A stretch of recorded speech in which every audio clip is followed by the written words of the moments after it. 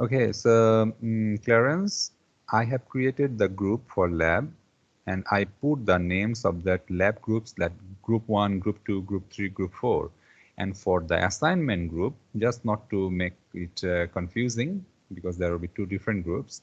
So for the assignment group, I have put some names. So for you, it is ChemE guys.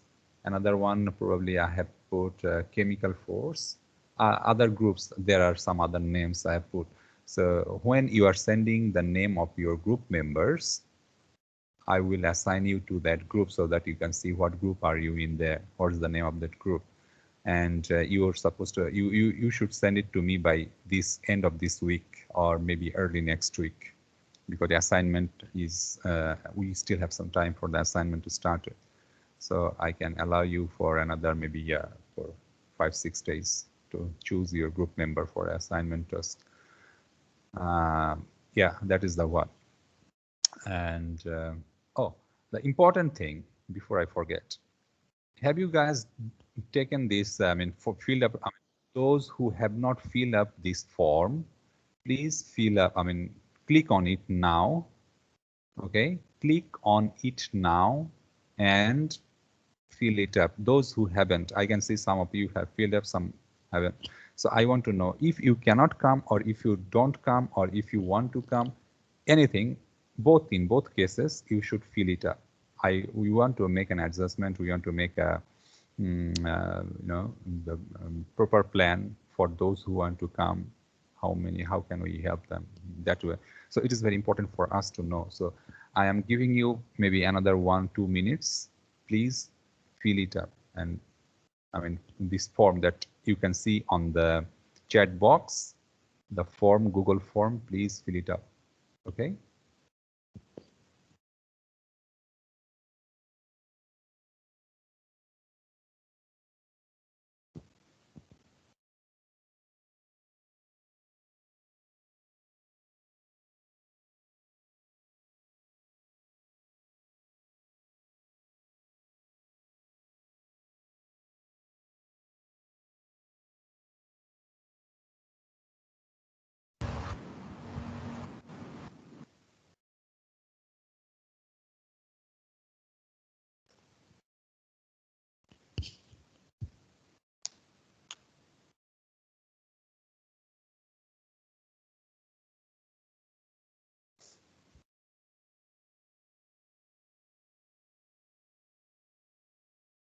I hope that it's 2 minutes enough for it, and I have given you 2 minutes. So I hope that you have done it. I will check again later. Who have not done, then probably I have to, personally, I have to send it the request to you again. All right. Okay, so, but please don't wait for that. Please do it. Fill it up. Okay, so now let's move to the, I know this is the tutorial class today, but just bear with me. Maybe I will go for half an hour for the lecture today, and then I will move to the tutorial things. And this is the first tutorial, so it should not be that problematic for you guys to find out the problem and solution. And I'm very sure that most of you, if not everyone, already have found some solution for the tutorial. But we will go into the details of the explanation of why and why not about it. But just let me, I mean, give me some time, maybe half an hour, that I go through a little bit of the lecture slides today so that it will be easier for us to understand what we are going to study about the tutorial today. And for the convenience of the broadcast, some of you may have internet, I mean, weak internet. So I will turn off the videos for now. And another thing, another request actually, if you have any question, because I will go to that lecture slide now, and from my side, it will be full screen. I'll be full screen. I will not see this chat box anymore. So if you have any question, please unmute and ask the question. Believe me, it is much easier and is little more lively to talk. I mean, directly, it's very convenient way. Okay, so if you have any question, of course you can message it here, but I'm not sure whether I'll see it. But if you talk, of course, I'll listen it.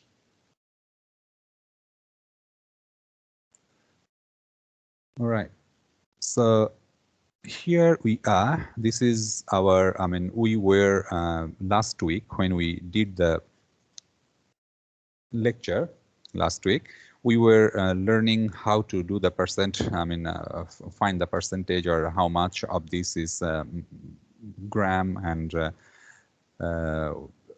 unit level factor calculations. In that way, we have found that how many moles or grams in of some kind of chemicals we can find it, or we can do the calculations in this way.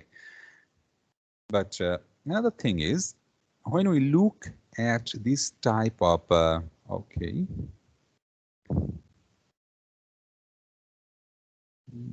Yeah, when we look at this type of formula, right?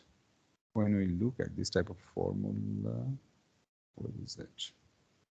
Okay, when we look at this type of formula, we understand that there are, this is one molecule, right? Here one molecule of cinnamic acid or cinnamic alcohol, sorry. And in that cinnamic alcohol, there are 9 atoms of carbon, 10 atoms of hydrogen, and only 1 atom of oxygen is here.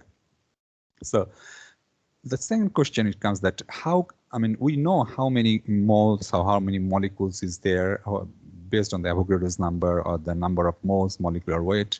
We all know that, but percent composition, right? So in 1 mole, how many percentage of that atoms are there? Because this is all those atoms make up to form 1 molecule. So in 1 molecule, we know that there are many, many different atoms, I mean, similar or different atoms.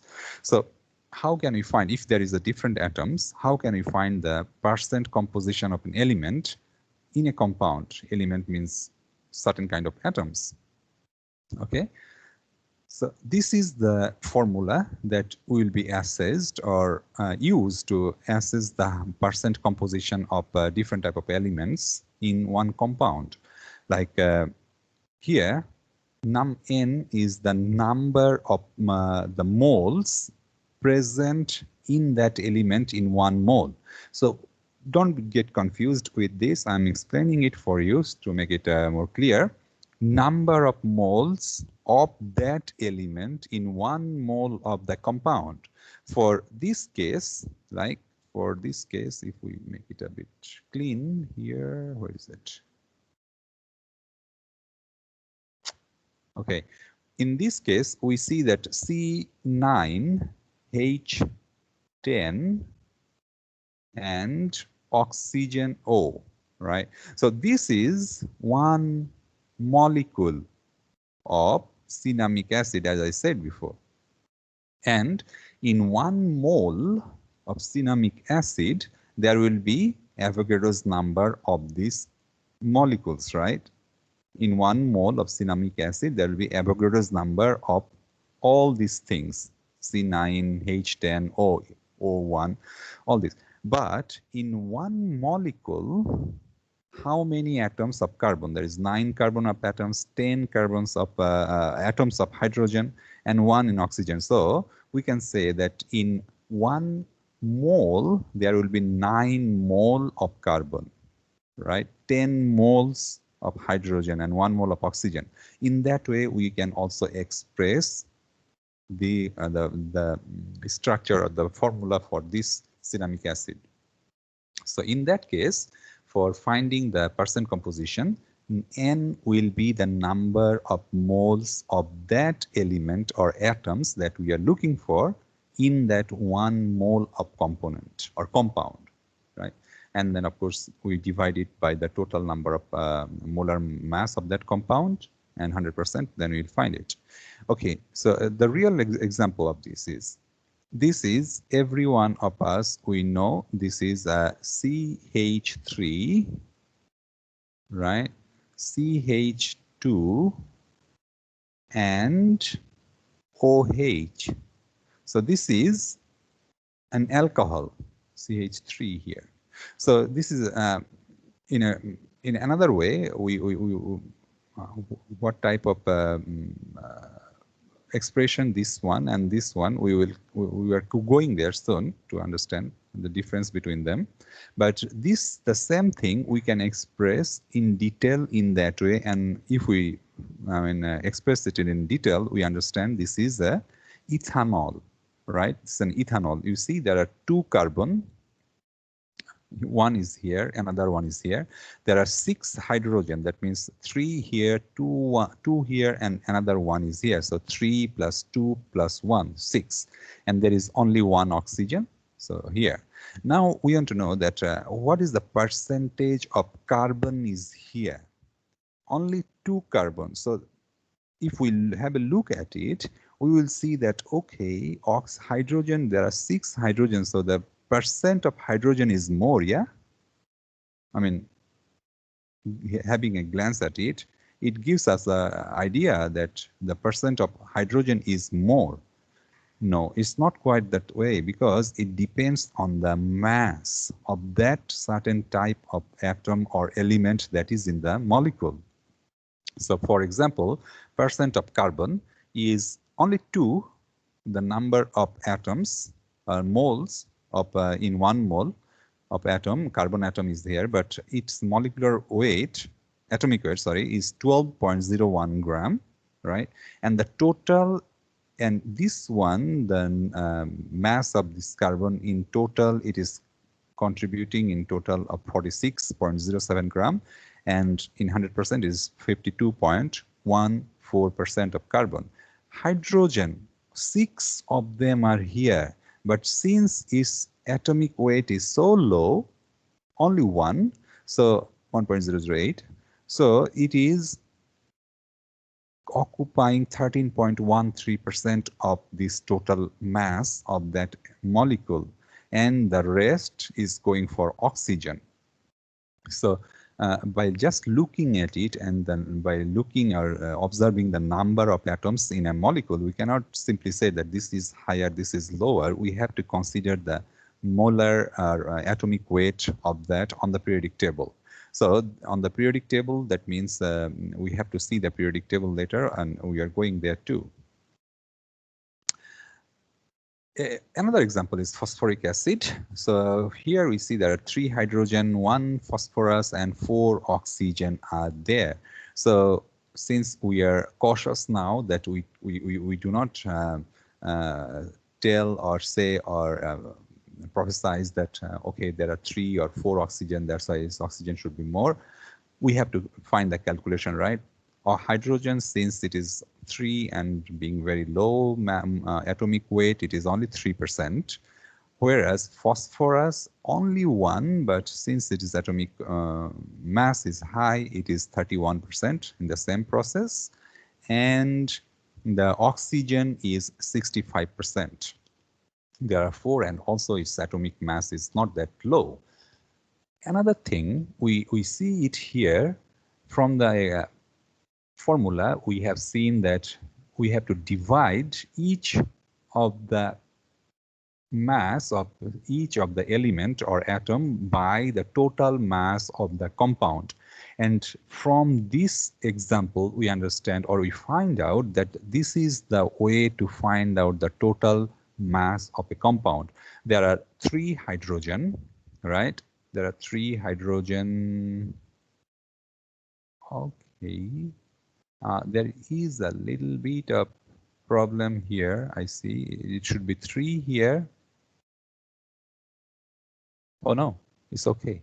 Okay, so here, this one is for phosphorus, 30 is from phosphorus, and 3 hydrogen. So each hydrogen atomic weight is 1, and there are 4 oxygen.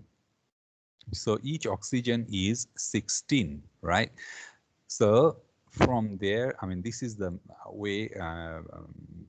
This is the way that we should be finding out the mass of a molecule. Okay, in this way. So this is all the number of molecules and percentage of each. And now we are talking about the atoms. The atoms are forming the molecules by in different ratios when they come together. So when they are coming together, if let's say that we are expressing hydrogen in this way, right? In a circular mode, in a hydrogen in a circular mode, and then phosphorus, how can I say? Let's say phosphorus is here, hydrogen is there, and there are 4 oxygen. So the oxygen is also attached, right? So oxygen are also attached. There are 4 oxygen. This is just to illustrate. It is nothing actual, or the molecule shape or structure is nothing similar to this. That's just to illustrate, to make you understand that there are 3 hydrogen are attached to this phosphorus, and actually the hydrogen are attached to the oxygen, and then the oxygens are attached to the phosphorus, and that is how they are making the phosphoric acid molecule. But if we are only talking about the hydrogen, sorry, we are only talking about the hydrogen, right? The hydrogen is a positively charged, and there is an electron at the outer shell, and this is a proton here. And for hydrogen, there is no neutron, right? So that is a hydrogen structure of the hydrogen atom. So if the structure of the hydrogen atom in this way, now we see that there is something is coming up called that electron, and usually we express that electron as E and negatively charged. Proton is always expressed in this way, the positively charged. So if we break the atom, or if we see inside the atom, we will see in this way. This is for hydrogen. This is for other elements, for other atoms, maybe for other atoms, I don't know, sodium, potassium. So there will be many, many electrons outer shell. For hydrogen is only 1. For sodium, there will be 11, like this. So it will go on, right? Now, since another thing, this is just for illustration, that I showed this outer scale, that electron is here, but actually electron, it does not travel through a straight or a very constant or specific outer orbit. It does not travel in that orbit. Rather, there is a cloud that electron, we say that electron can be found in that cloud. Okay, so previously I told that this is a nucleus, and this is electrons that can be found here. So in between this, what is in between? From a nucleus to an electron, in between there is nothing. There is space, empty, right? And if we do not show, let me delete it here once again. If we do not show the orbit, then how can we make, or it's difficult to, okay, so electron is here, right? All other space, nothing, there is empty, everything is empty here. So the thing is, electron is actually on the empty space around the nucleus, and we call that electron orbital, where with a 90% probability we can find the electron at a certain given time. All right, we will not find the electron all the time we look at that certain space, but if at a certain time, if we look at that space, we with a 90% probability that we will find an electron there. Of course, there are 10% probability that we will not find there, but mostly we will be able to find an electron there. So where we find that electron, if we can put it in graphic way, let's say that at a time 1, t1, we will find an electron here. Okay, at time t2, we will find that electron here with 90%. At t3, we find the electron here. Okay, at T4 we find the electron here. All right, here. So this is to illustrate to make it easier for the student to imagine. There is a line drawn connecting those spots, and then it calls that this is an orbit. There is nothing like that orbit, and there is no on a certain point. Maybe at time T5 you can find the electron here. So now the same electron. So now how do we make it? We cannot just make another orbit like this. So what is called that this whole area, between this whole area where we can find an electron at certain time with 90% probability, is a cloud. So this is an electron cloud around the nucleus. This is an electron cloud around the nucleus. All right. This is an electron cloud. We can find the electron in that cloud with 90% probability that we will be able to find the electron there. Okay. And since the orbital or the electron clouds and everything is coming up, there is another problem. It is easy for a hydrogen to imagine for a hydrogen, because hydrogen has only one electron, right? Who does not know that hydrogen has only one electron? Hydrogen is easy for only one electron, so you can make an electron cloud here all over. And this cloud is above and below this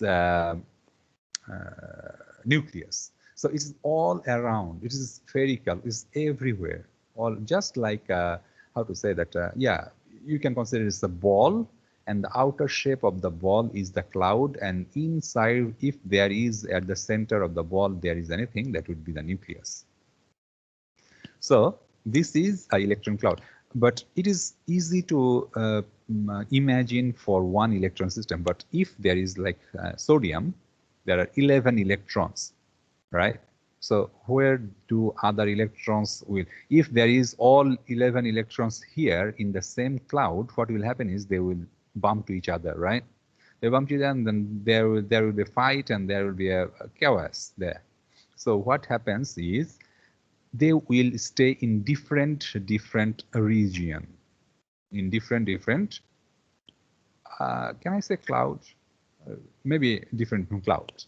Okay, so that is the thing, and for that, I mean, to that point, when there will be many electrons of an atom, there are some other necessity comes up to understand how this type of cloud we can classify, or we can understand, or we can imagine what type of cloud will be, or what will be the size of the cloud, the shape of the cloud, or whether it will be magnetically attracted or not, or repelled in the magnetic field, or will be spin or not.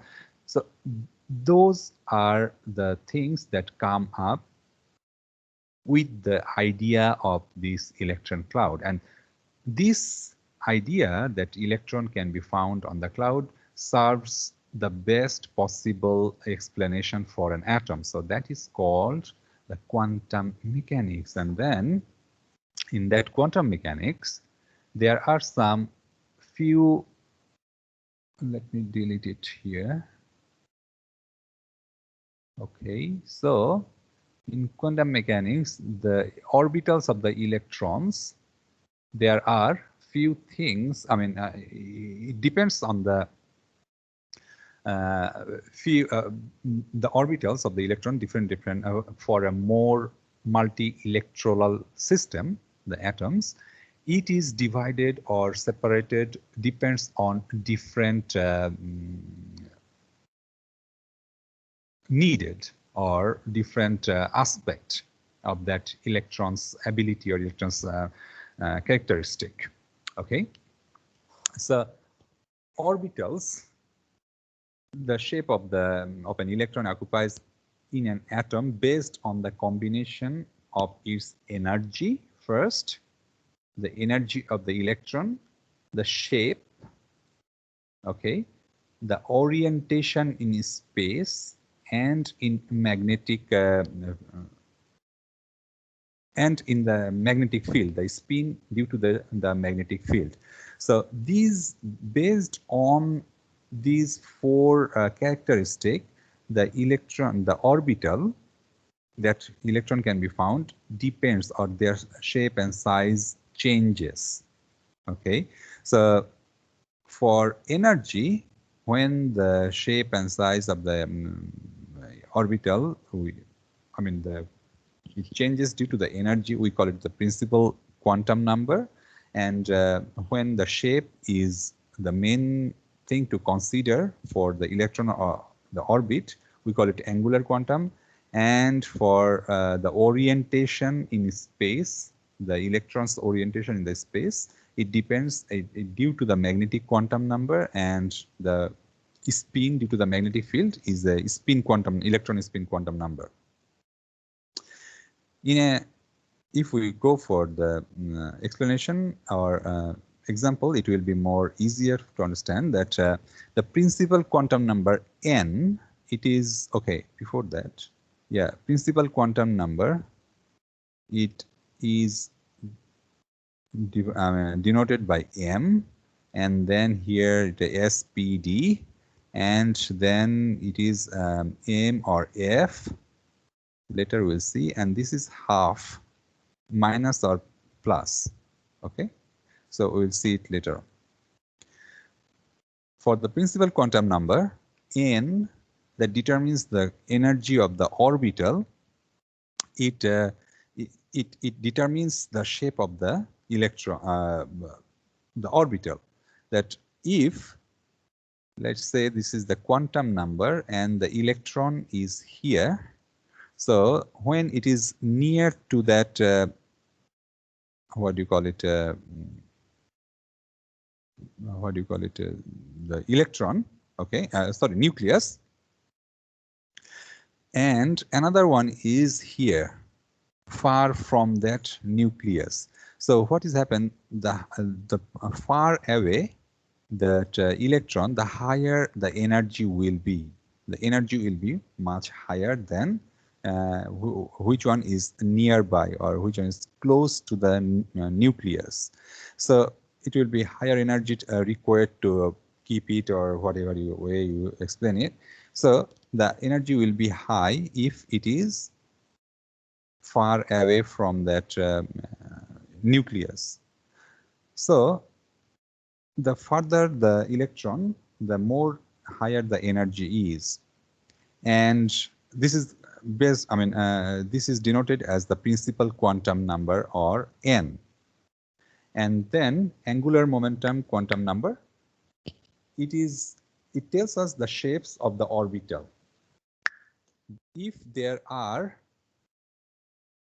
it is a circular shape, we determine, or it is denoted for S, and there is P, we will see it later on if it is dumbbell shape, and then D, there are different type of Ds, also it is dumbbell shape, but there is S is included here, and there is F.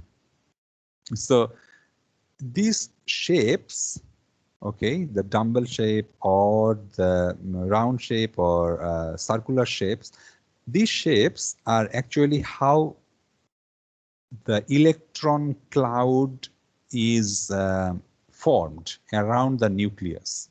If it is circular shape, it will be,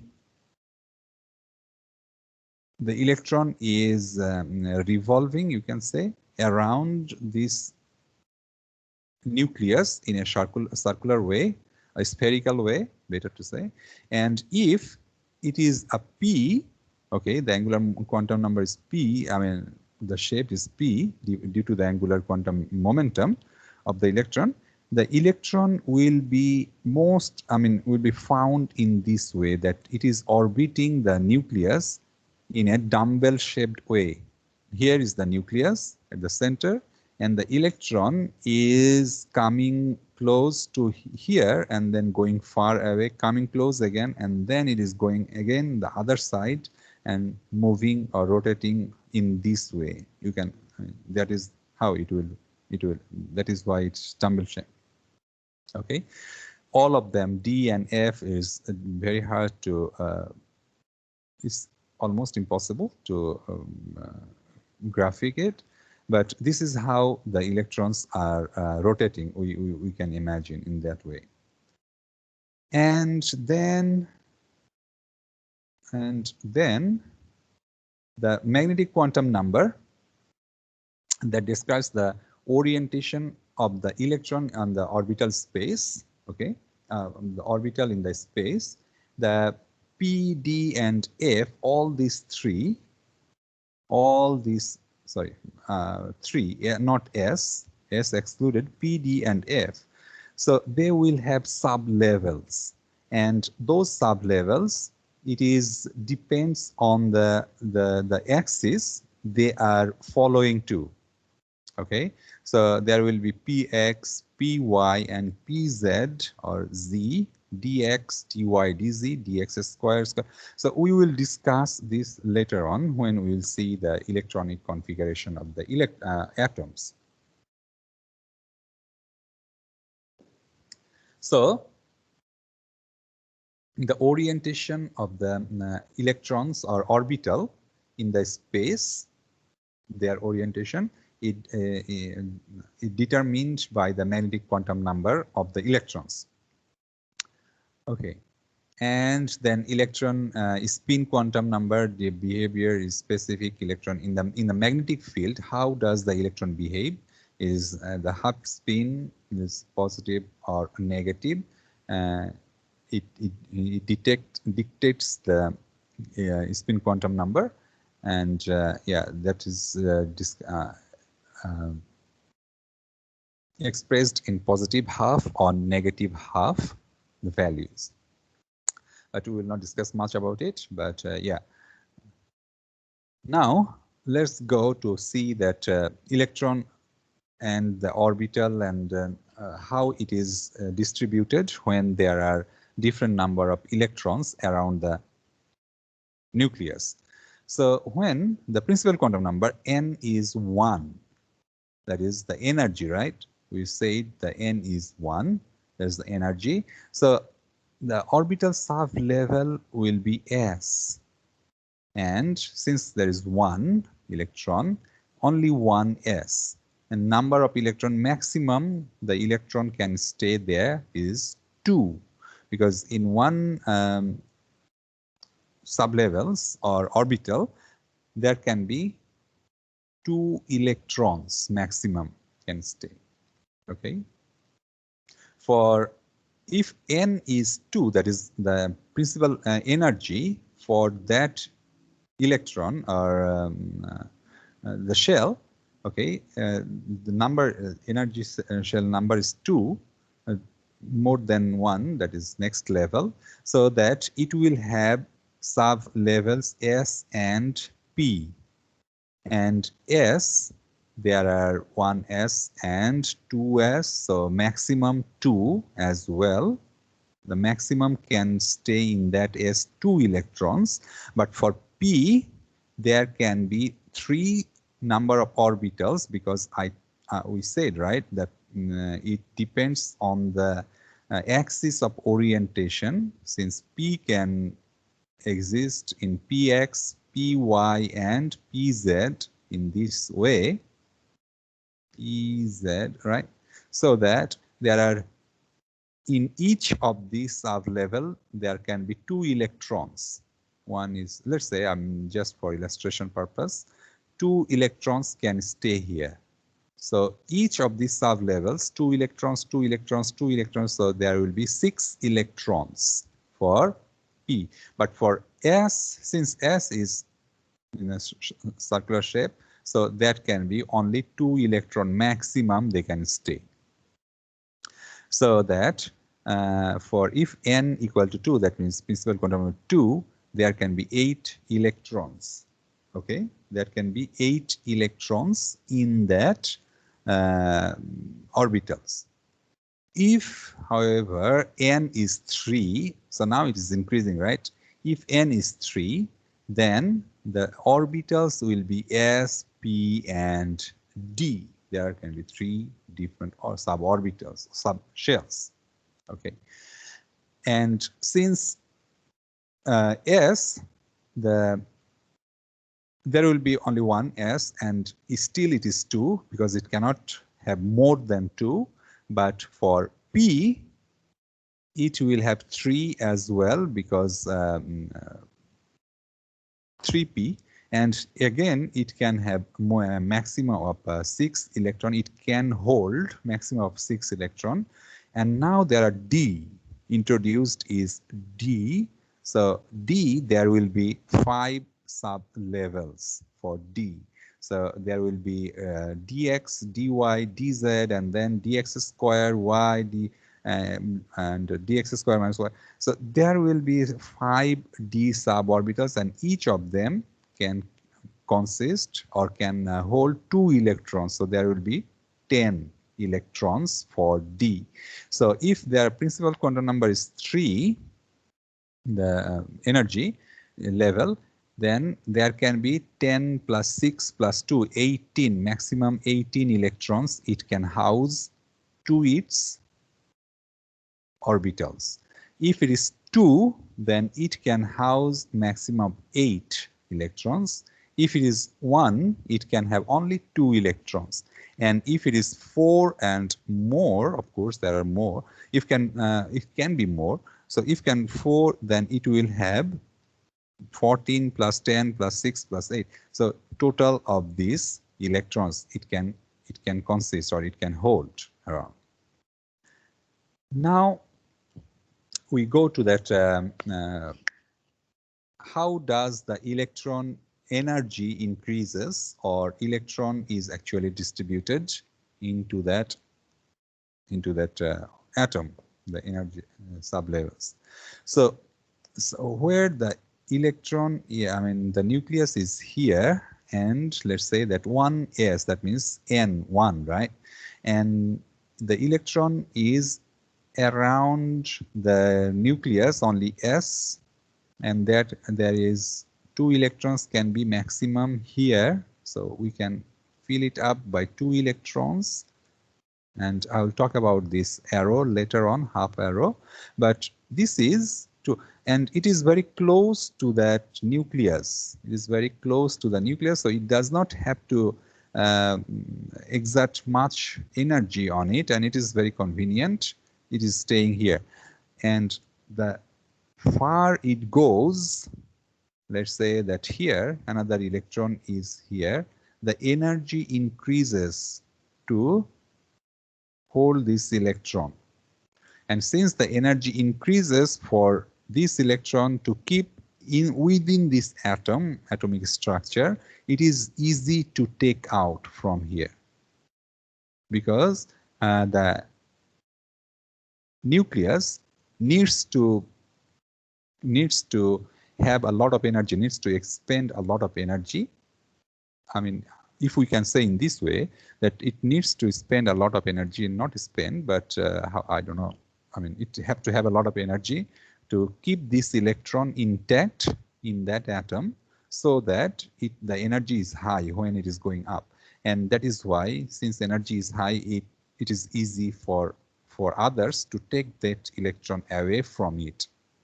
It cannot, the nucleus cannot do much. But since here the energy is very low for this nucleus to keep it, it does not have to have a lot of energy. It is very hard. It is very, very hard to remove this electron from here. And the electron filled up in this way. Okay, so the higher energy is up there, the farther we go from the nucleus, the higher the energy is. And 1s is the lowest energy. So after that is 2s, and again there are 2 electrons, then 2p. Okay, 2px, this is x, this is y, this is z, and everyone will have 2 electrons. Okay, 2 of them here. And after this, the energy level is going to 3s. Again, there are 2 electrons here, and then 3p. and then 3s, then 3d, 4p, 4s. In this way, it goes up. I mean, it increases. Okay. And this is how if we could see the one atom, what's the time now? Oh, okay, I will go after maybe another 5 minutes. I'll go to the tutorial. So if we can see the atom under the microscope, if we could see the atom under the microscope, we will see in this way that this is 1s, right? And this is 2s, and in between the 1s and 2s, there is one node. There is a node, the white space is given by the node, right? In that node, there is zero possibility of finding an electron. Only in this cloud, we can find the electrons. So there is a node there too. Okay, now, okay, so this is how the electron, the suborbital, looks like. This is a p orbital, and it is along the x-axis. This is x, this is y, and this is z-axis. So this module is here. These two, okay, this is x-axis, right? So it is going this way and this way. So this is px, because it is along the x-axis, and electrons are in this cloud. Electrons are very high probability, 90% probability that we will find the electrons. And if we take the carbon graph, we will see, or we will find it in this way, that electrons are high probability of finding in this, oh, not here, but here. And another one is here. But there is a very low chance, almost 0%, to find it here in between them. So this is a nodule. So this module, I mean, we can find the electrons here, and this is, it looks like a dumbbell shape. So this px is a dumbbell shape. Now dx and dy. dxz is here, the x, and between x-axis and y-axis, we can find the electrons as well. And now dxy, x square minus y square is the same thing. I mean, we will find the electrons in this way. Okay, so electronic configuration is important. From there, we understand that electrons, how they stay or they are distributed among the s, p, and df in those orbitals, suborbitals. But the configuration of the electrons, how do the electrons actually go into the atom, right? We just now say, or we saw that here is the nucleus and the electron is very next to each other, are very low energy, and that one, let's say, is the outer shell one is here, electron. It is a very high energy, and that is why it is easy to remove from this atom, and that is how the reaction occurs. But when the electron actually are filled up, let's say that we are manufacturing, let's say that we are manufacturing an atom. First of all, we produce an nucleus. By the way, we will not go into the nucleus. That is not our scope for this engineering chemistry. So if you're interested, of course, you can go into it. And if we break the nucleus also, you will find something like that. Just hold on, yeah.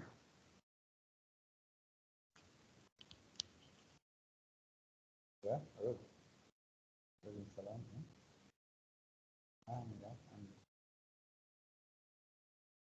I have class till 6 p.m. But I'll finish by 5:30. Hopefully, I'm trying to finish by 5:30.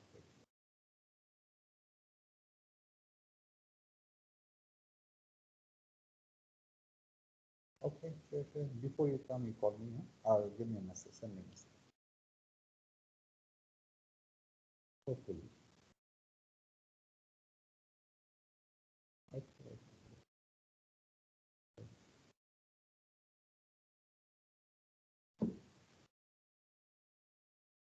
Okay, so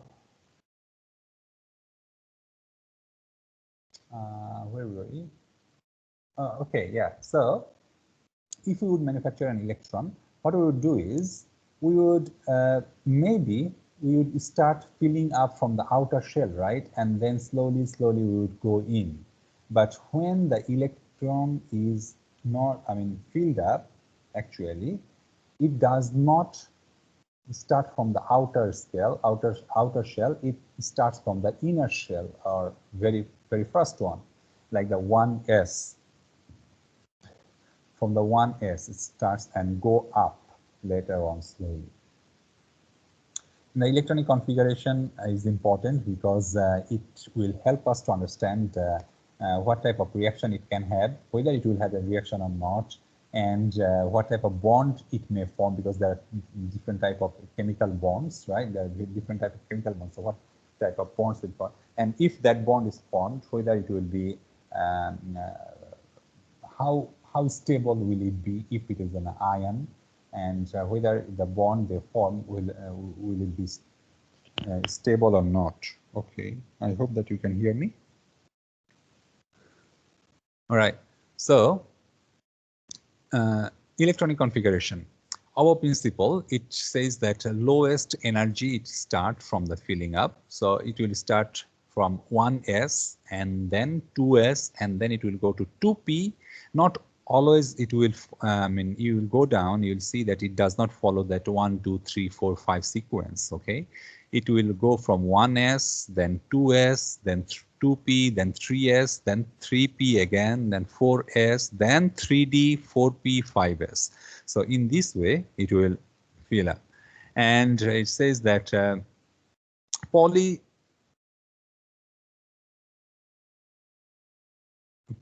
exclusion principle. Yeah. Oh, okay. Hornstrom says that in one electron, the stable arrangement of electron in the subshells is with the greatest number of parallel spin. Hornstrom says that when there is a parallel spin of the electrons, that is most stable. But Pauli's exclusion principle says that only 2 electrons can occupy the same atomic orbital, and this electron must have opposite spin. Okay, only 2 of them will be in one subatomic orbital, but even though there are 2, must be of them are opposite spin. So if we look at the electronic configuration of oxygen, we know that oxygen has 8 protons, right? 8 protons. That means to be a neutral oxygen atom, there should be 8 electrons as well. And then if we find out to fill up the electronic suborbital of oxygen, we'll see that 1s, 2s, and 2p, there are 2 electrons here.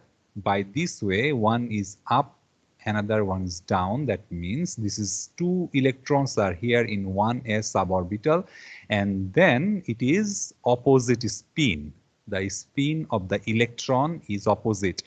Let's say one electron is rotating in this way, clockwise, another one is counterclock. It must be in that way, and that is what is expressed by this opposite spin. Same goes for 2s. All right, so when the n is increasing to 2, right, so it is 2s comes in, and then 2s orbital, there are 2 opposite spins, electrons are there, and along with 2s, 2p comes, and there are 6 possible position for the electrons. Rooms that they, maximum 6 electrons can be here, but oxygen has 8 electrons, so already 4 are taken. Already 4 are taken, right? 4 of them are taken. 2 plus 2, 4 are taken. Only 4 left. So what will happen is, first one is here, another one here, another one here. All right. So 3 of them will occupy first, and then another one left, it will come to the first one again. So this is the rule. If you have 4, let's say 3, for any electron configuration of atom, you have 3 electrons, right? You cannot fill up in this way that one has 2, one has 1, and another one has 0. No, you have to fill up first 1, 3, okay, 1, 2, 1, 1, 1. All of them will have equal number, and then on top, if we have another one, it will come here. If we have another one, it will come here. If we have another one, only then it will come here. So first of all, 1, 1, 1 we have to fill up, and then the rest will follow the first available sub level. So in this way, oxygen is filled up, the electronic configuration of oxygen. So for oxygen, 1s first, and then it goes to 2s, and then it goes to 2p, 2p here. All right. So this is how the electron. So at the lowest energy, 1s, 2 electrons are here. Again, a little bit higher 2s electron is here, and then 1, 1, 1, and then it is another one that I have. I fill up here is 2x px, 2py, 2pz. Right. If I had another one, maybe it will go to 3p. So this is how we will fill up the electronic configuration. And if we want to show it in a graphical way, there are 8 electrons, sorry. So the ground one, 1s, is mostly not shown.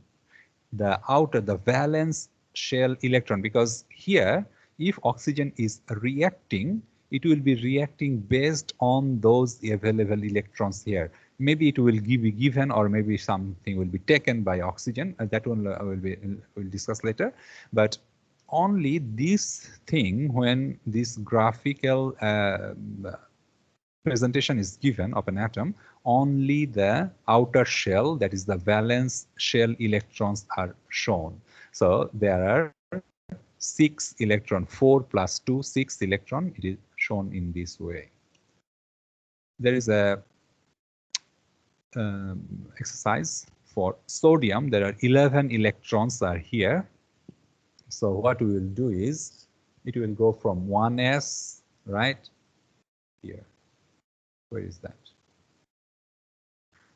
Oh, okay, let's go there. So it will go to 1s, and then 2s, then it will go to 2p, then 3s, right? 3p, then 4s, 3d, in this way. So 1s, there will be 2 electrons gone into that 1s. I hope that you are trying with me. So 2s, there will be 2 electrons as well. And then there are 3s, 1, 1, 1.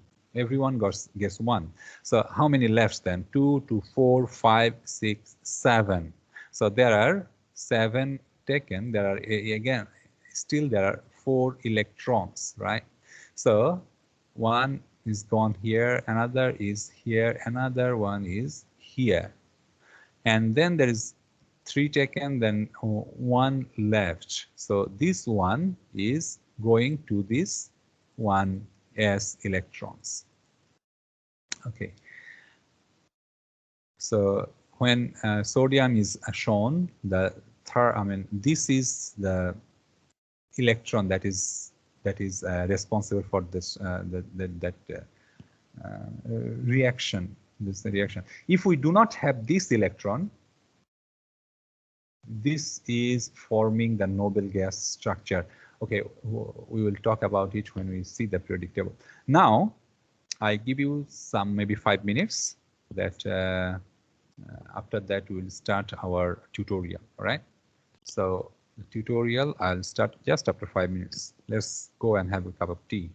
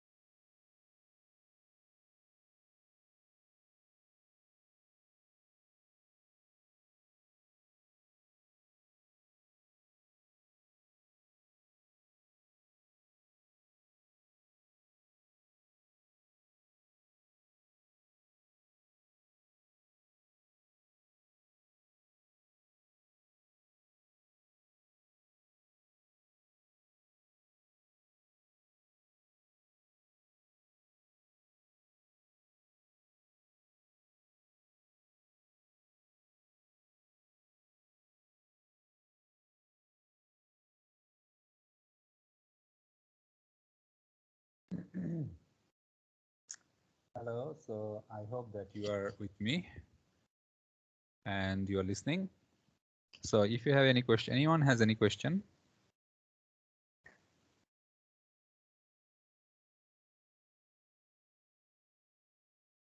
Does anybody has any question?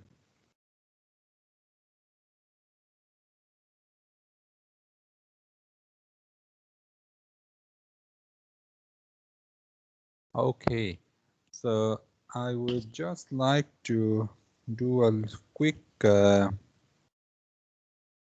attendance because I can see many of us are here. Is Muhammad Ali here? Muhammad Ali, are you here?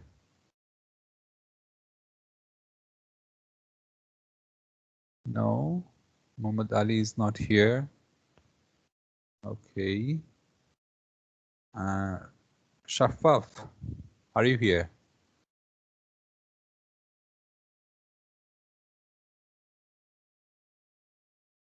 No, Shafaf is not here as well.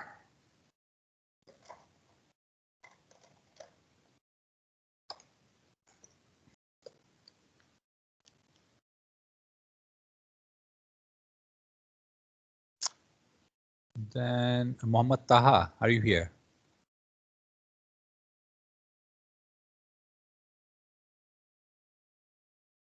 Muhammad Taha, yeah, okay. So, good. All right. Okay. And who else? The rest.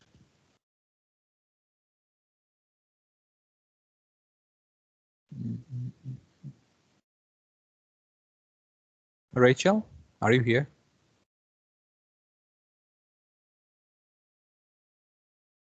Rachel.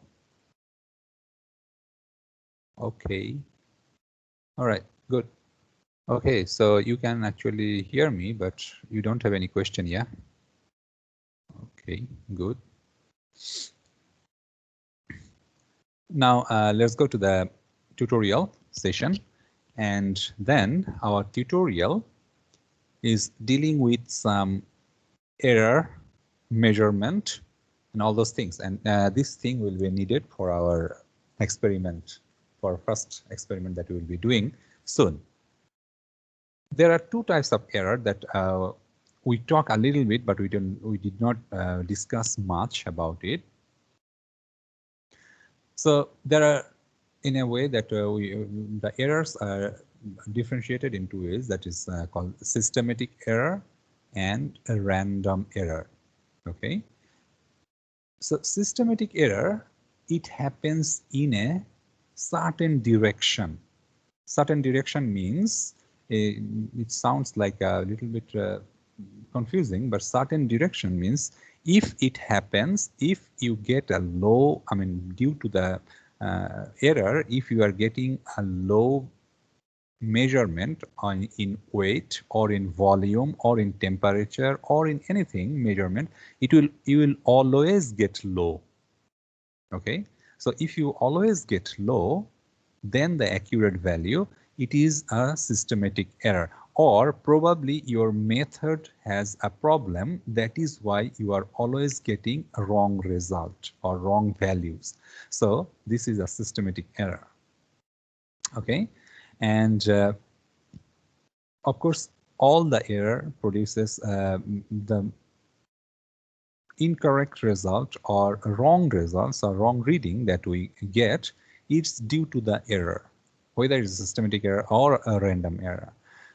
So the sources of systematic error and the random error actually is all the way. I mean, you can get more than the value of the accurate value or less than the value.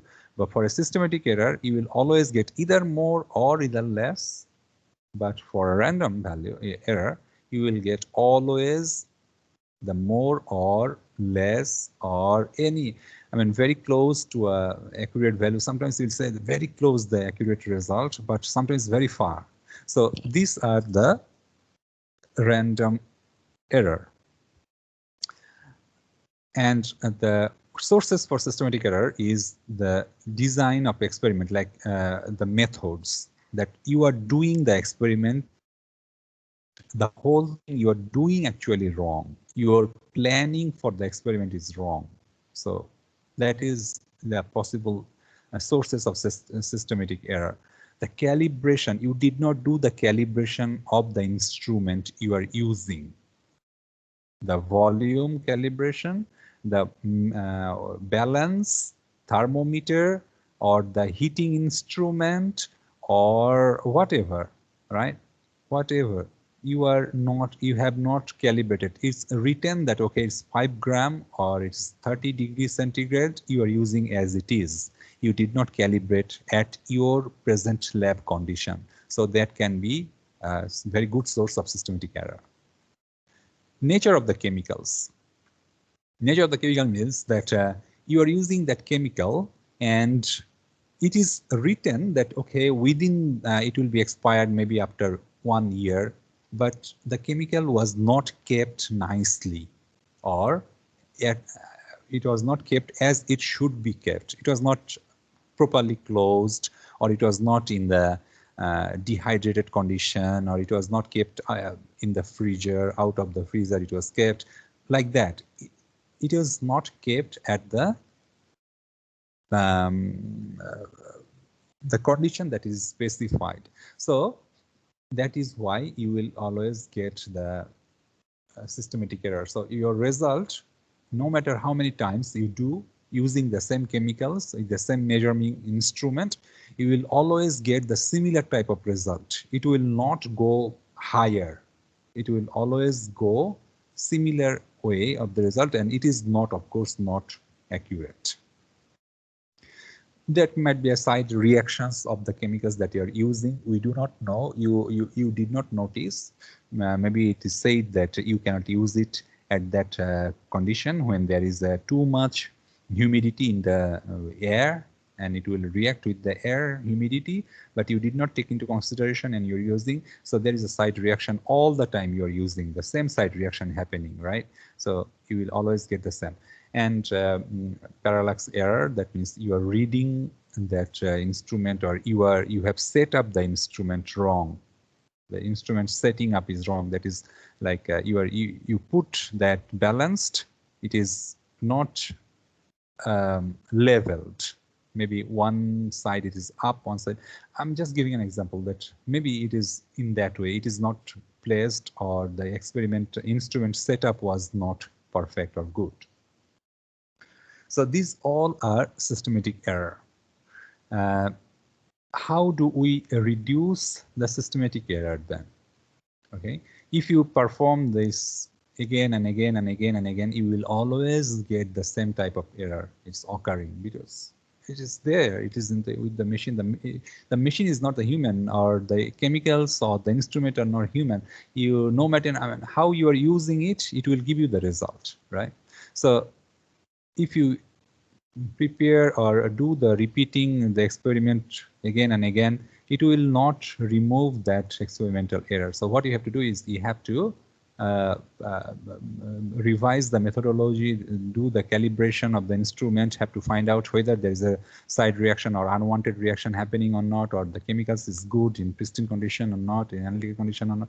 So you have to make sure that one. Only then you can reduce the systematic error. Okay.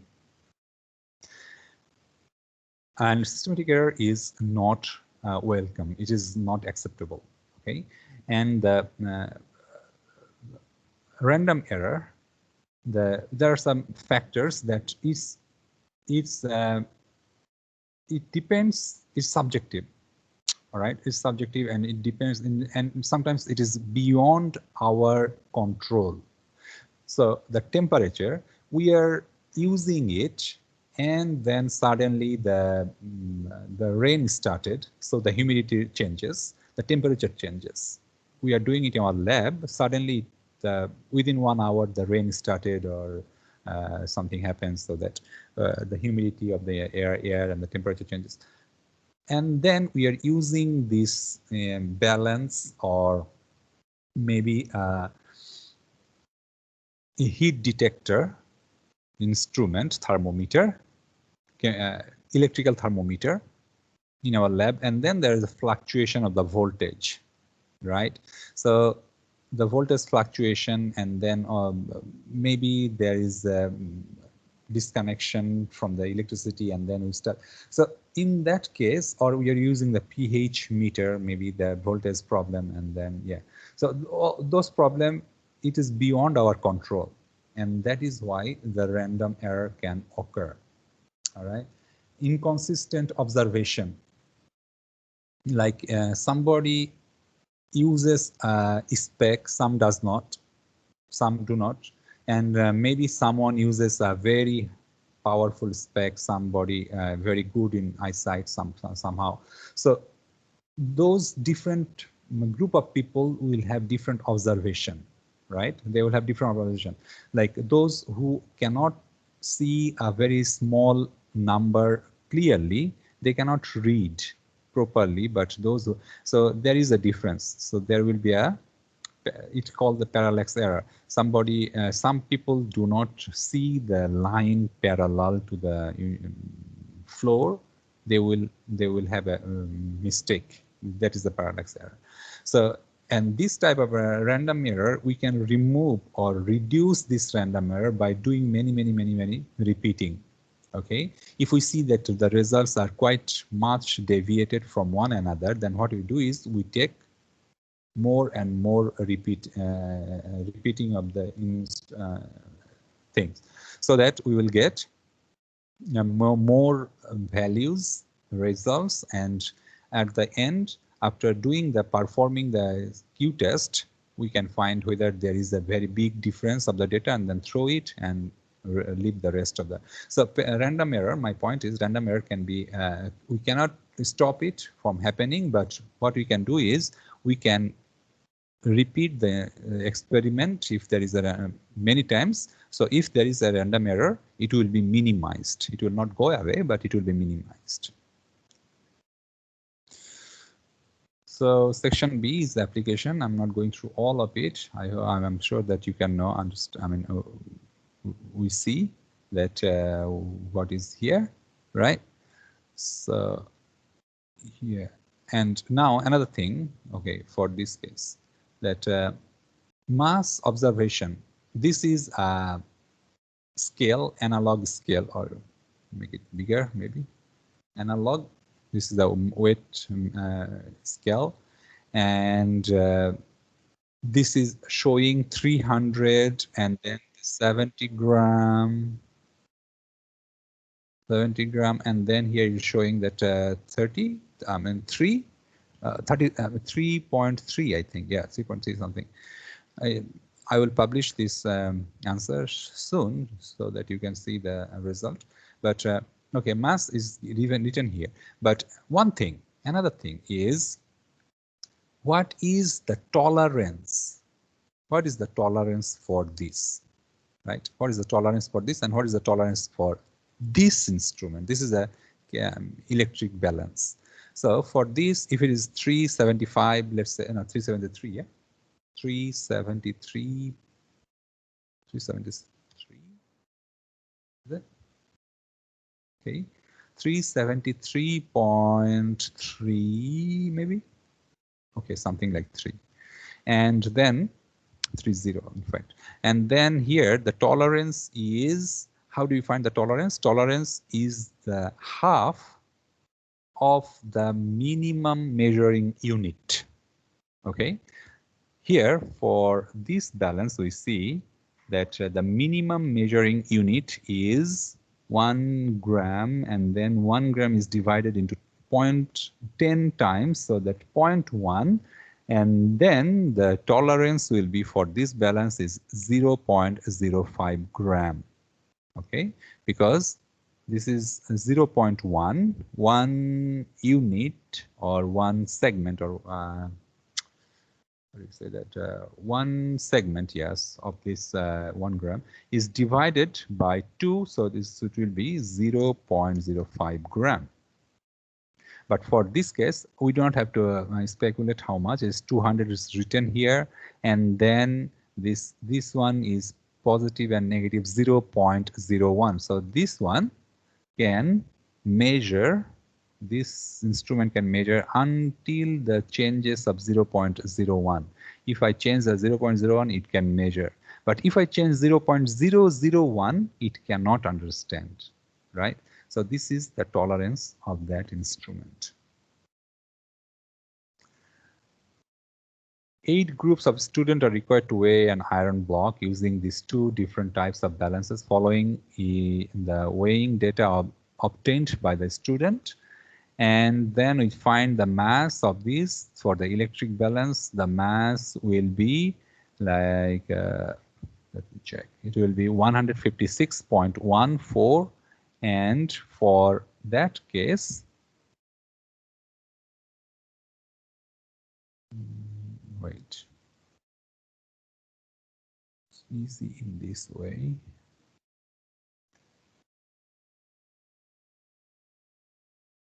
Okay, so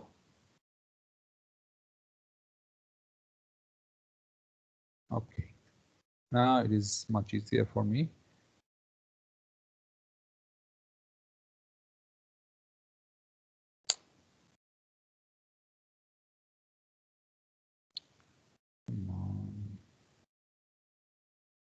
Okay, so for this it is 156.14 and here it is 156.03.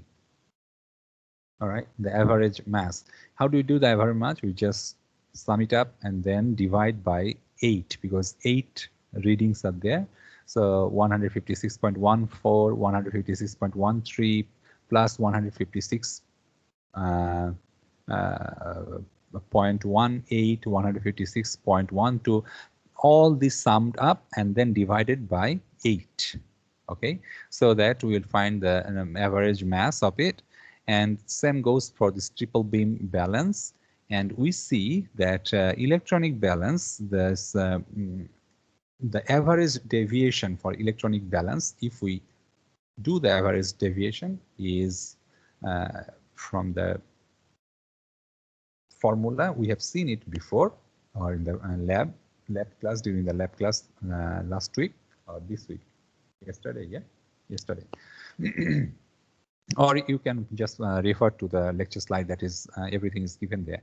So we can find out the average deviation from here using that formula. It will be 0.01 and for this case it will be 0.06.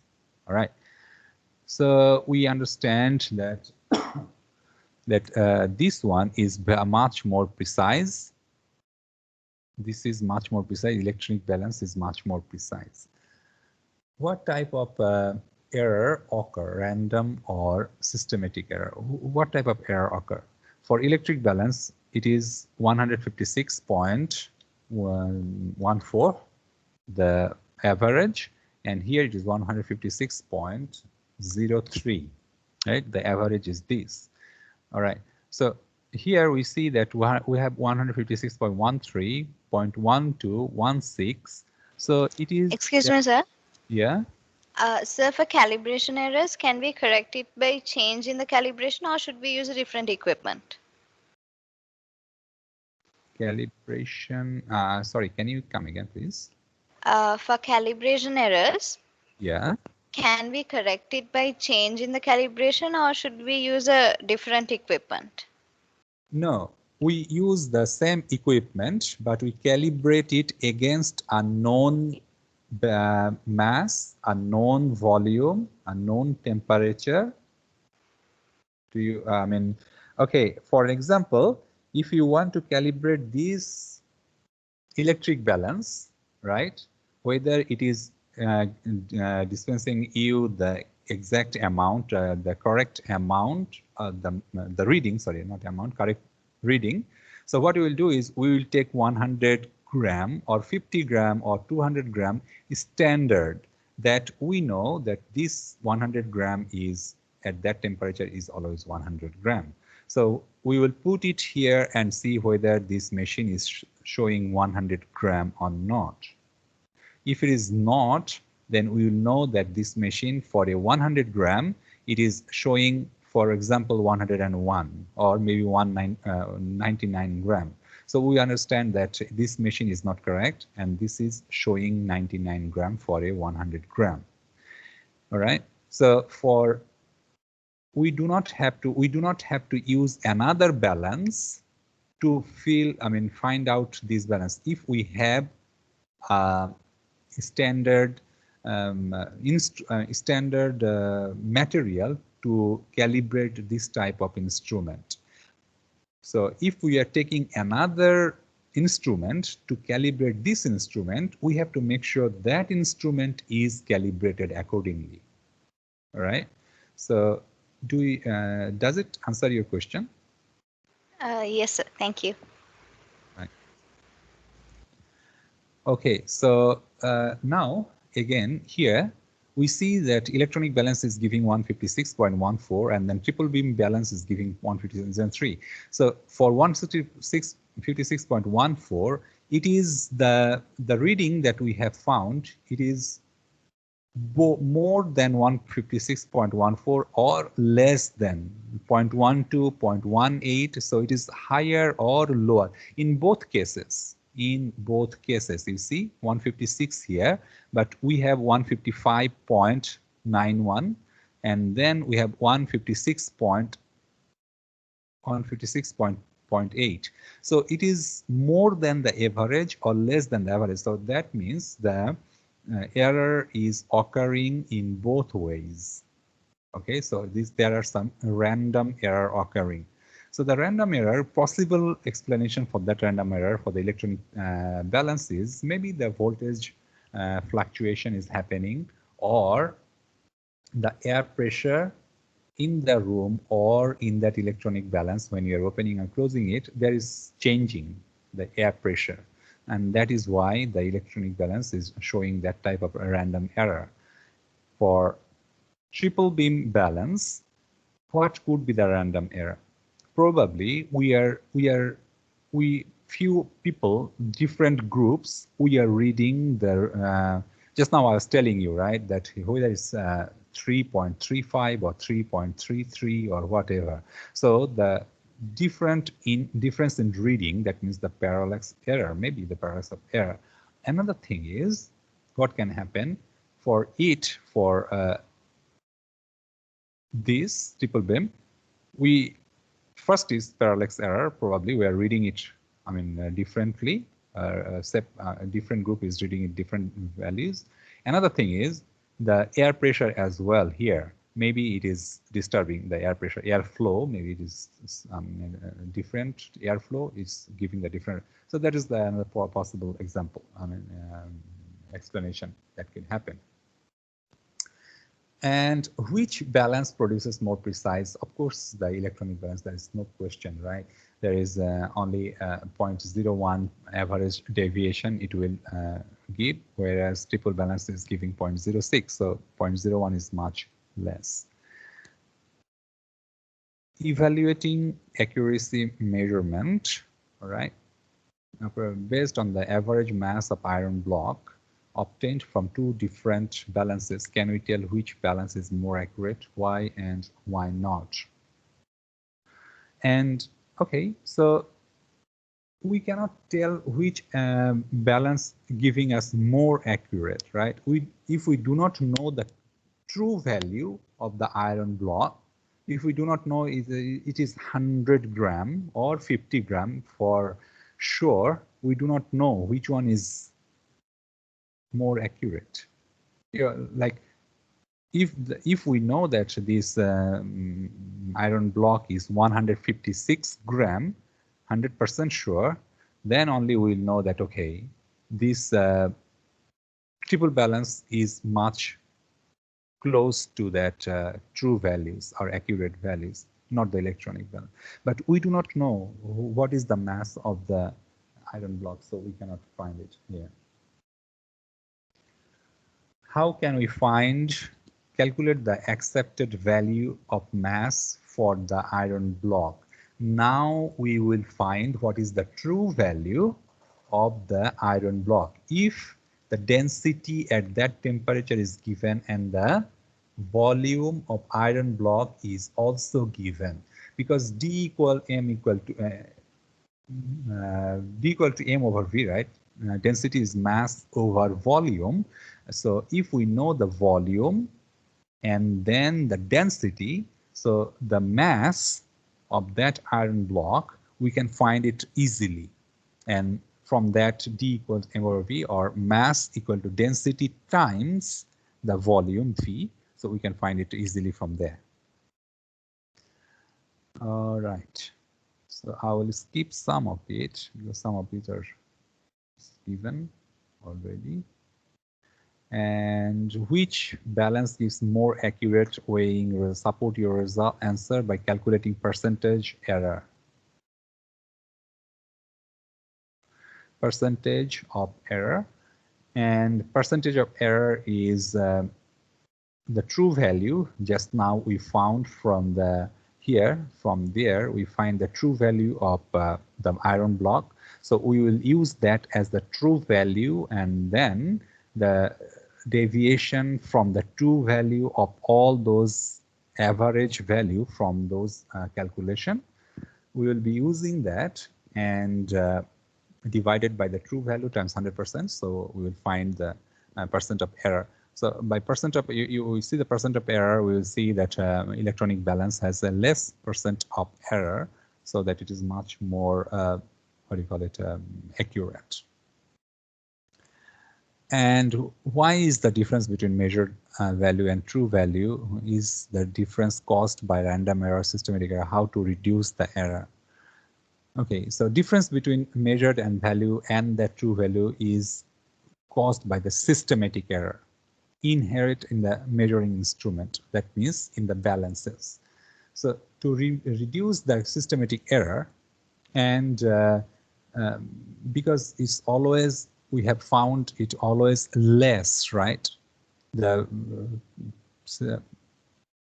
iron block was found to be, let me say, 50.22 gram.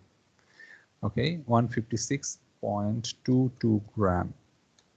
It was the true value. It was found, this is the true value it was found for this iron block. But for our calculation or reading, we always found anything but less than 156.22 gram, right?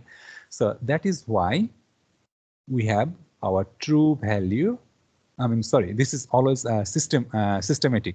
If it were a random, then we would for sure see some results or some reading 156 point more than 22, or maybe 157 sometimes. It's not a random, it's a systematic. The systematic error is based due to the non-calibrated, what do you call it, non-calibrated balances. Okay. I'm not going to this, you can see it. So the practice question is says that for a ruler of this A, how do you report this one? What is the length of this what do you call it, object is shown here. For this, if we measure by ruler A, we will see 1, 2, 3, 4, 5, not 5, 1, 2, 3, 4, and then 4 point maybe 8 almost, or 4.89, or maybe 9, let's say 4.9, we can say, yeah, 4.9. And what will be the positive, negative, that means the uncertainty of that ruler? Can anybody tell me what will be the uncertainty for this ruler A? 0.5. Jonathan, 0.5. Daniel, 1 centimeter. Anybody else want to chip in? If you talk, it's so much more better. Anybody else? Clarence, 0.1 centimeter. We're doing a 1 centimeter. Precious, 0.05. Okay.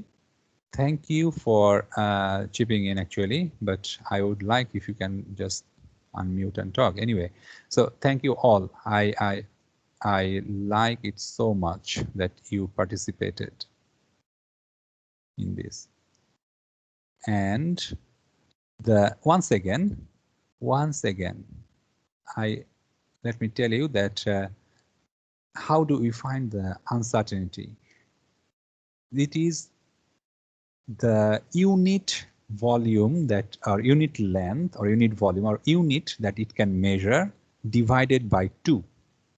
That is the uncertainty. So for this ruler, it can measure 1, right? 1 unit, whether it can be a centimeter or meter or mile or whatever, it can measure 1 at a time, 1 unit. And then divided by 2 is 0.5. So the uncertainty is 0.5. For this case, ruler B, what is the measure? Can anybody tell me? Can anybody write answer? What is the length according to, by using ruler B? My energy is going to finish soon. Anybody want to say what is the length by using ruler B? 0.05. 0.05. Thank you, Jonathan. So it was 0.05. Yes, you actually, I was telling that what will be the total volume, but yes, my aim was to know what is the uncertainty. Yes, this is 0. Of course, it will be 4.8, right? 1, 2, 3, 4, and then 1, 2, 3, 4, 5, 6, 7, 8. My goodness, it has to be very good eyes. Okay, so 4.8, 4.8, positive, negative 0.5. Why 0.5? Because now for this ruler B, one single unit that it can measure is 0.1, right? This one. Okay. I hope that you can see me. My cursor is here. So it is divided into 10 unit, right? 10 section. So one section is 0.1, and then the uncertainty 0.1 of that section by 2 divided by 2, and that gives me 0.05. So ruler B, of course, it is much more accurate, right? It's much more accurate than ruler A. Okay, so now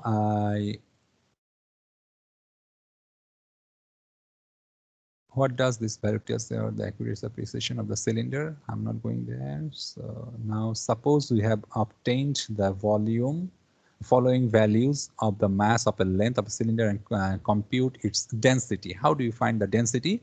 It is already been discussed in the lecture slide, so I'm not going to repeat it here and make you bored about it.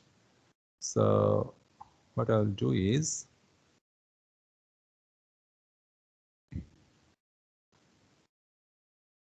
I will go to that another question. Where is the last one? Okay, question number 6. Oh no, sorry, question number 4. Where's question number 5? Okay, I go to question number 4 first. 4 groups of students have done a calorimetric experiment to determine the enthalpy change of a reaction in aqueous solution, for which the literature value is 38.73 kilojoule per mole. The values should found in that group. Hold on, yeah.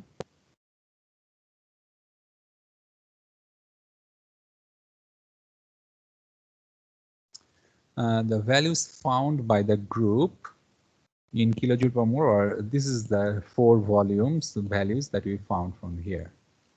Just 1 second. Just 1 second, yeah.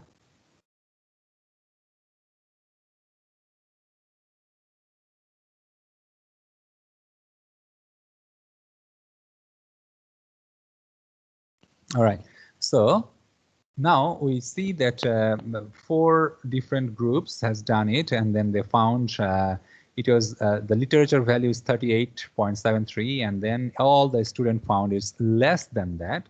So it is not a random error, because it's only if it was a random error, it would be the some of the groups, maybe it would find more than 38, some of them less than 38, all around it will found, but all of them found it less than the 38. So that means it is a systematic error, and the systematic error probably due to the fluctuation of the what do you call it, voltage or other that we cannot, or the methods as well, or maybe the methodology they were using was wrong.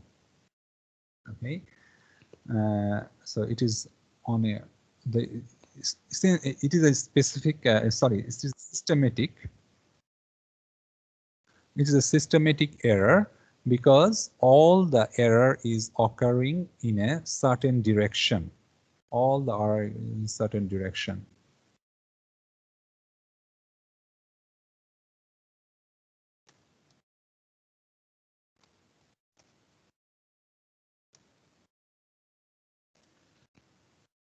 Okay, so this is a systematic error. Now, question number 5, which of the following best describe a source of random error? Explain. Here there are 4 different options, but allowing a thermometer to rest on bottom of a beaker while heating. It will be a systematic error because if you keep the thermometer at the bottom of the beaker while heating, no matter how many times you take the reading, it will always give the thermometer does not know anything, right? It gets the heat and then the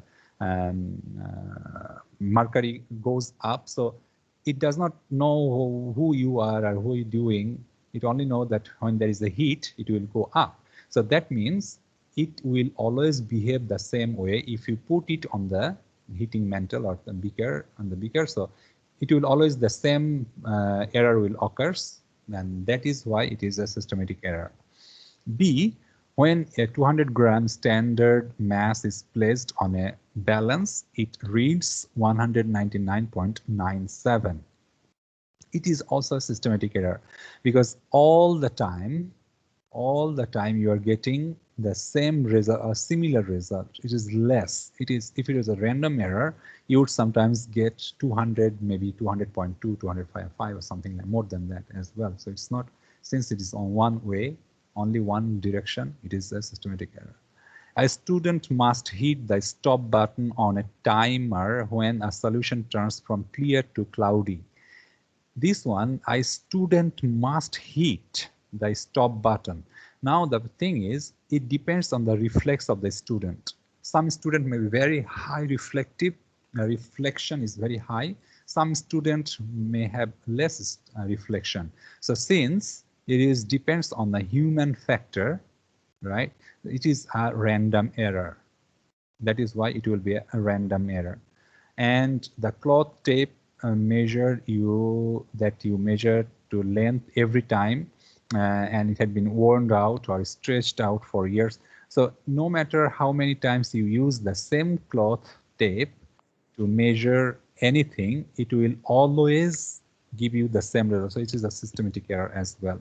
So when in the question it is asked you and ask you to give the explanation, please explain why you think that answer is correct. You do not leave it here. There will be some marks, even though it is not shown here, there are some marks on the explanation. If there is 1 mark here for this question, for say, if there is 1 mark for this question, there will be half mark for this explanation, half mark for you to choose the correct answer.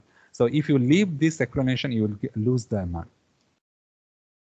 And you do not put like 1 direction, 2 direction on this way, you explain it. All right. Okay, question number 6. And I have checked the name of our students. I'm is glad that we do not have any of their name. And if even it matches to someone's name, it is purely by chance. There is no intention to hurt anyone by putting the names here. The student says that the following result obtained by the 4 students in the experiment. Elliot, he got this 15.5 gram, Chris 13.2 gram, Carlo and JD those grams. So what is the percent of error? And the true value of methane is 16.04 gram per mole. All right, the molar mass. The students are measuring, they are finding different moles. Gram per mole. So what is the percent of error each of them are occurring, committing or making? So for Elliot, we see it is 2.12%. I have it already with me so that I can see and do it. It's 3.2%. Chris is having 17.7%. It is in percentage, yeah? It is in percentage, all are in percentage. Here is 3.8%. Carlo is 6.5%, something like that. And here it will be 33%. JD is 37.6. And here is 40%. So it says that which student has the low precision and high accuracy? Okay, which of them has low precision and high accuracy? Low precision means that it it is not all the time they are doing their experiment is not the same answer they are getting, but their answer, average answer is very close to that the actual value. All right. So the actual, so Carlo for this case is he got only 6.5 percentage error. Percentage error is, that means it is the difference between Carlo, her result, his or her, the result and this result, right? And okay, this is the difference between this divided by the actual result times 100%. So he or she got the less percentage of error, but here this uncertainty is very high. That means every time he or she is doing this experiment, the uncertainty is for that experiment is very, very high. That means the uncertainty, percentage of uncertainty, or the instrument or the scale or the measurement thing that he or she is using has a high uncertainty. So although it is among them highly, not the most accurate, but accuracy is better in for her result or his result, the accuracy is better than the precision. All right. So for this case, it is Carlo. And low precision and low accuracy. For JD, we see that both of the reading, I mean, percentage is very high. Both of them are very high. So it will be JD, high precision and low accuracy, it will be Chris. Okay, although the percentage of uncertainty is very low, but percent of error is very high. Okay, sorry for that. Okay, so percent of error is very high, but percent of uncertainty is very low. So that is why it is high precision and low accuracy. And the rest, of course, Elliot is very good because low precision, I mean, percent of error and percent of uncertainty is very low for both case low, so it's good for her. Okay. So now it says that who uses the large random error? It will be JD and Carlo, and implies the large systematic error for, it will be for JD and Chris, and so on and so forth in that way. Okay, so this is, I will upload the answer for it. Please go through it, and if you have any question or if you have any thing to discuss about this precision and accuracy and error, then I am okay. I can discuss tomorrow when we have class tomorrow morning, or anytime if you want to discuss anytime else, we can set up the date for you. So is there any question so far, anyone?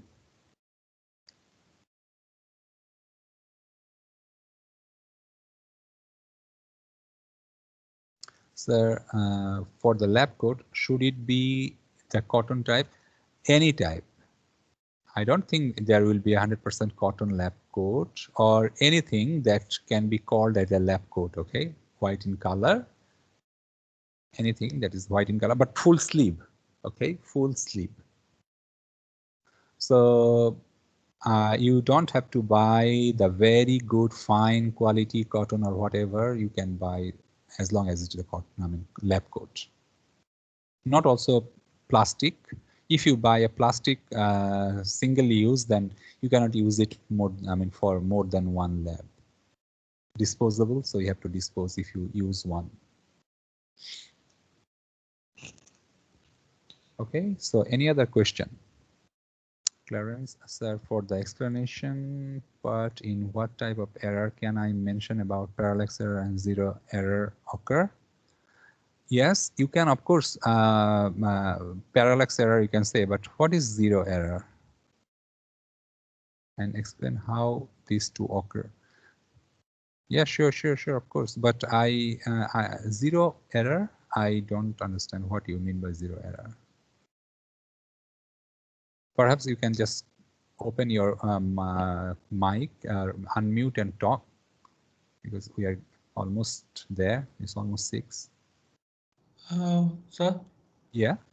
wasn't that the zero error is something like I measure something with a ruler, but I did not start at the zero. Uh, Zero error. If your result is highly precise and highly accurate, right? Then you will have zero error. All right, like that means your measured value and the accurate value, there is no difference between them, the same thing. Like you are measuring 5 gram of sample and always you are getting 5 gram, so that means there is no error. In that case there is no error, otherwise there is, I don't know what is zero error you can talk about. Ideally there will always be some error in the measurement, ideally, most of the time, not 100%, but maybe 98% time you will find some error. Okay, so yeah, you can of course talk about the parallax error.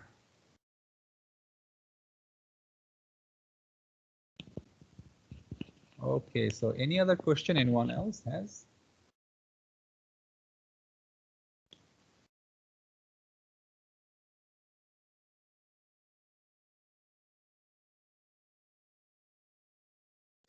All right, so I think no question. So I'll see you tomorrow morning at 9 a.m. Malaysia time.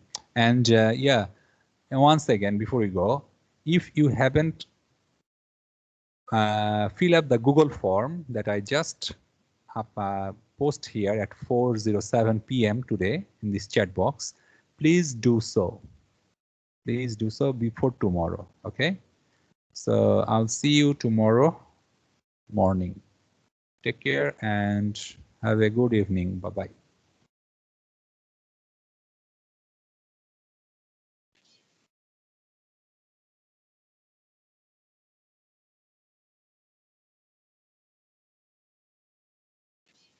Yeah, yeah. Bye-bye. Welcome, everyone. Welcome. Bye-bye. See you tomorrow. Take care.